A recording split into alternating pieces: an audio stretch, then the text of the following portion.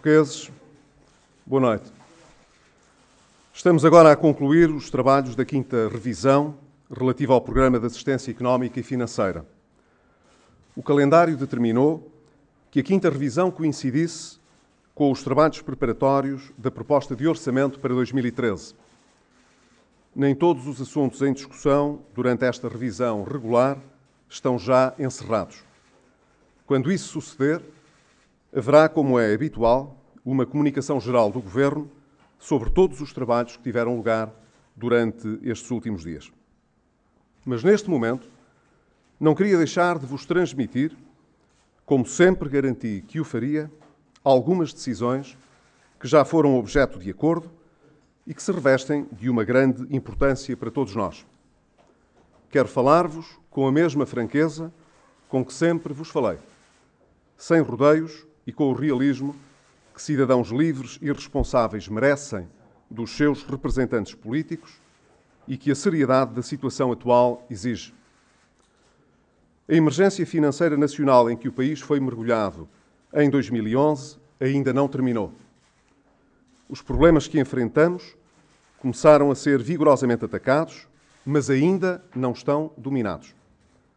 Por outro lado, a nossa tarefa não tem sido facilitada pela crescente incerteza e degradação financeira na Europa, de quem estamos muito dependentes. Da nossa parte, fizemos e estamos a fazer o que é necessário. É a nós que cabe desfazer os danos que foram infligidos durante muito tempo à nossa economia.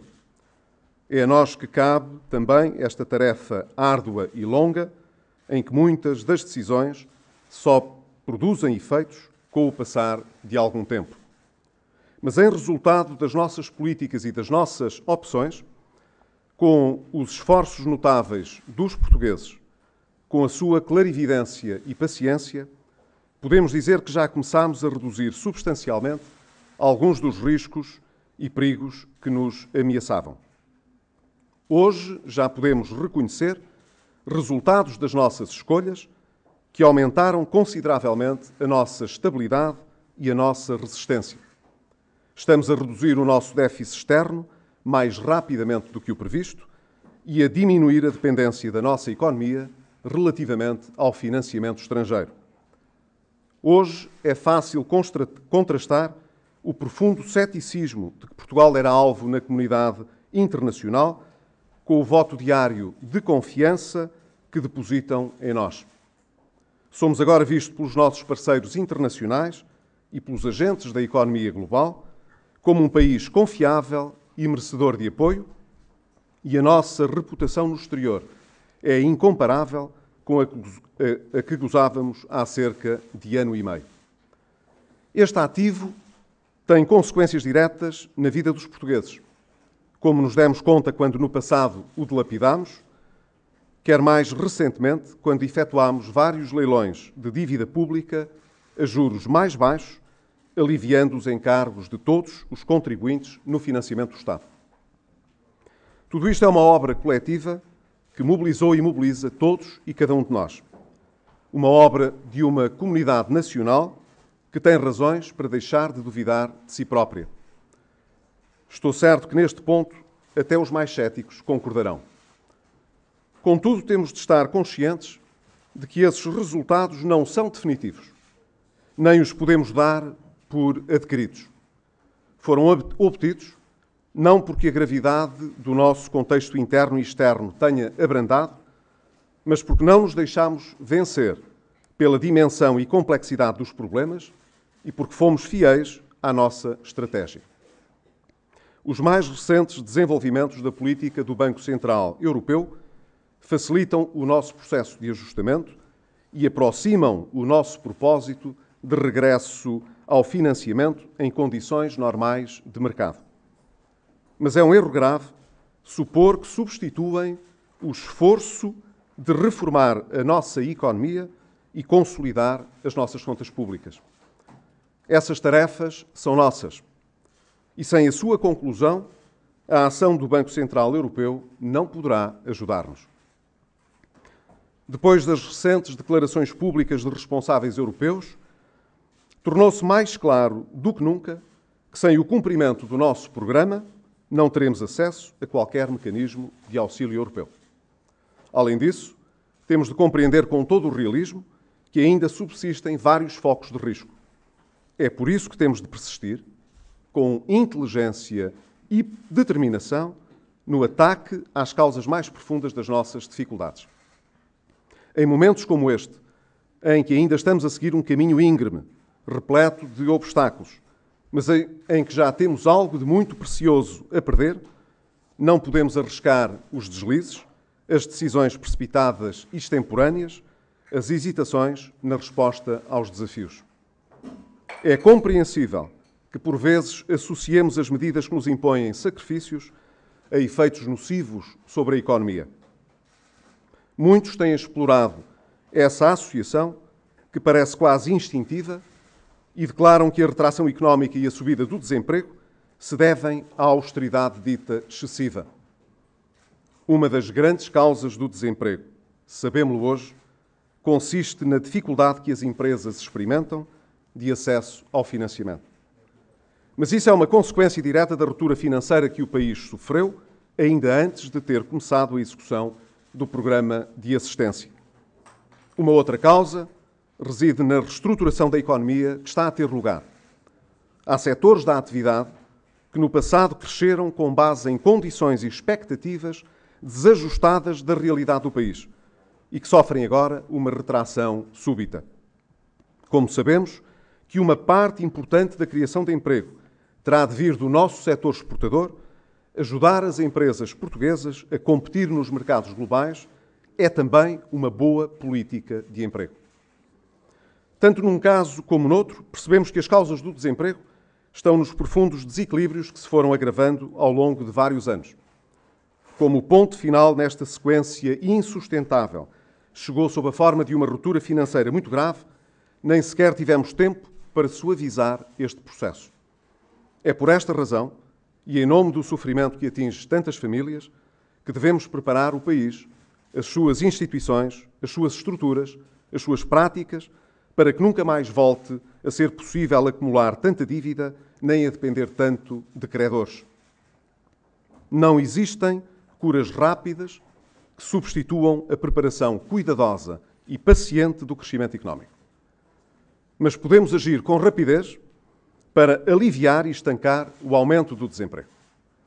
Começámos a fazê-lo com políticas ativas de emprego, como o Programa Vida Ativa ou o recentemente instituído Impulso Jovem, dirigido às camadas mais jovens da população ativa.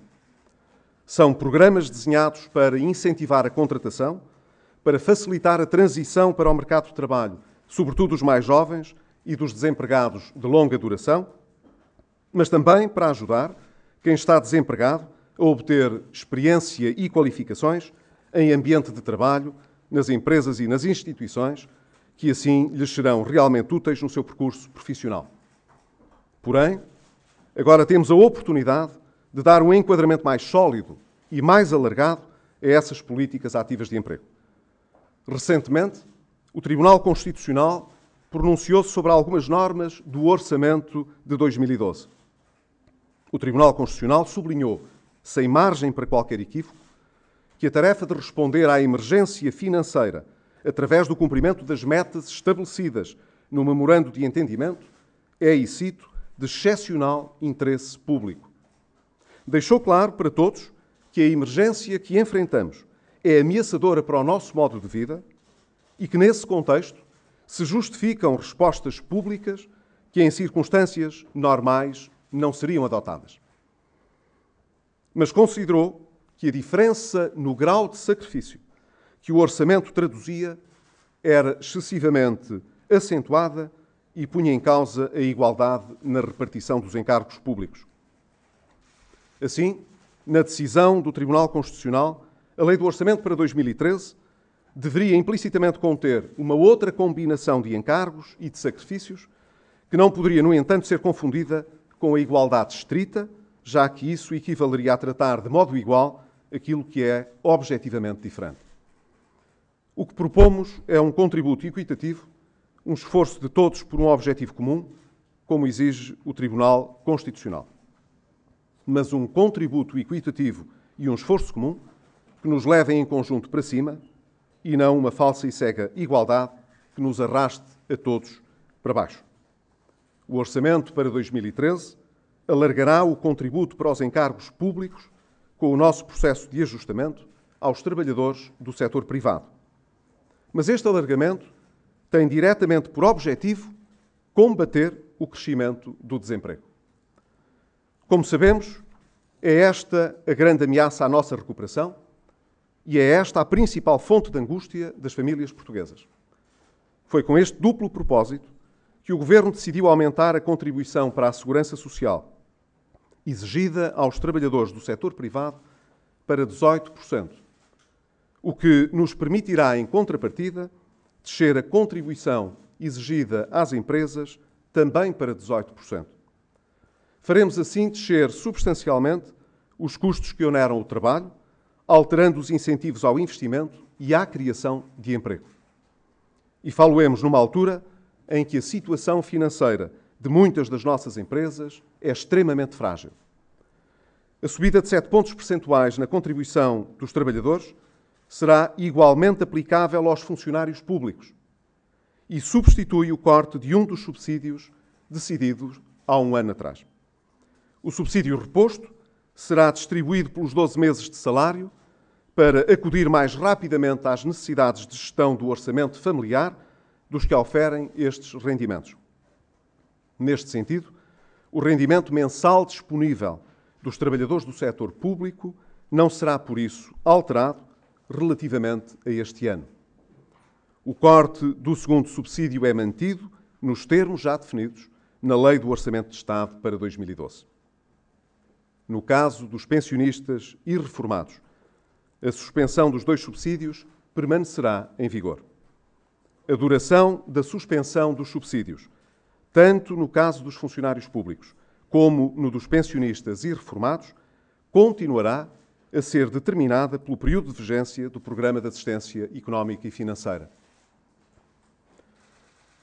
A nossa intenção é claramente a de proteger os trabalhadores com menores rendimentos, tanto do setor público como do setor privado, pelo que será naturalmente renovada esta intenção através de um esquema de proteção adequado e proporcional.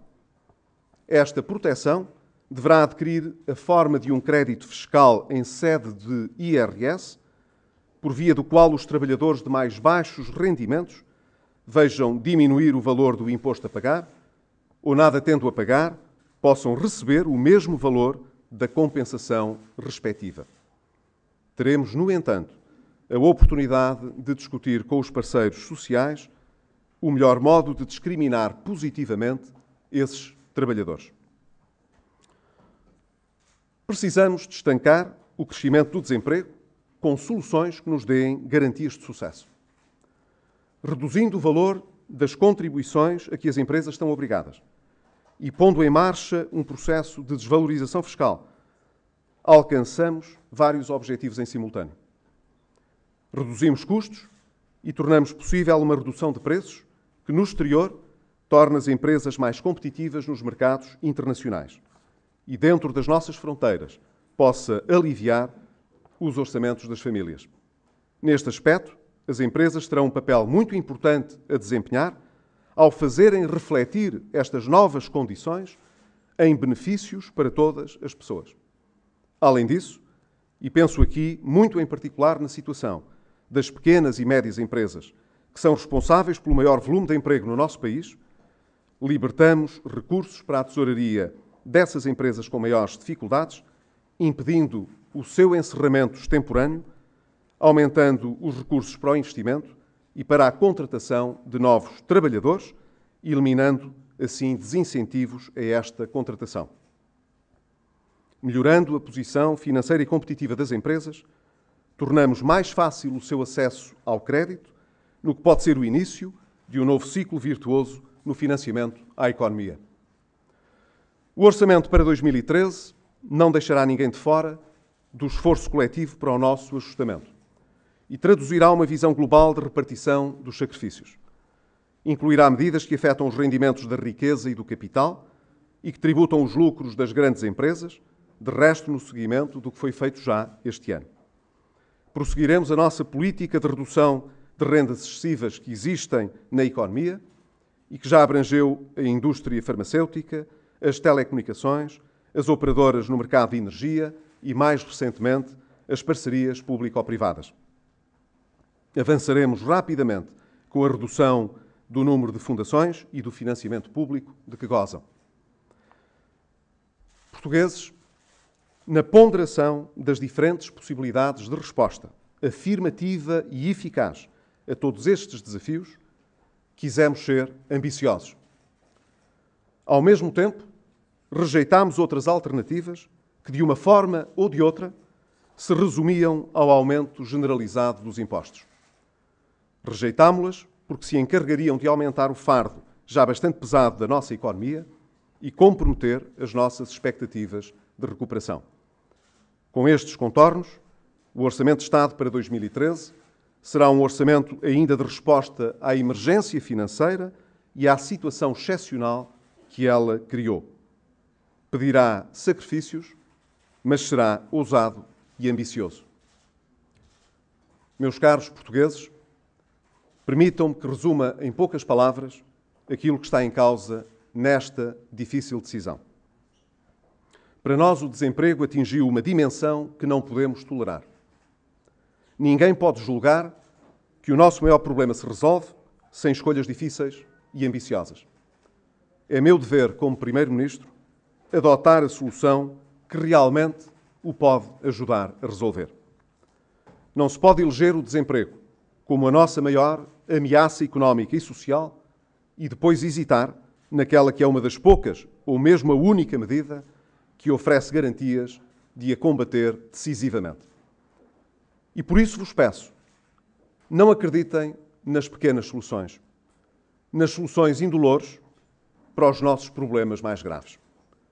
Não se deixem tomar pela complacência de quem pensa que temos todo o tempo do mundo, ou de quem defende que já fizemos tudo o que era necessário para vencer a crise e que agora deverão ser os outros a fazer o resto. O que precisamos de fazer para reganhar a nossa autonomia no futuro próximo não é fácil, mas está ao nosso alcance se soubermos redobrar a vontade e a ambição necessárias. Boa noite.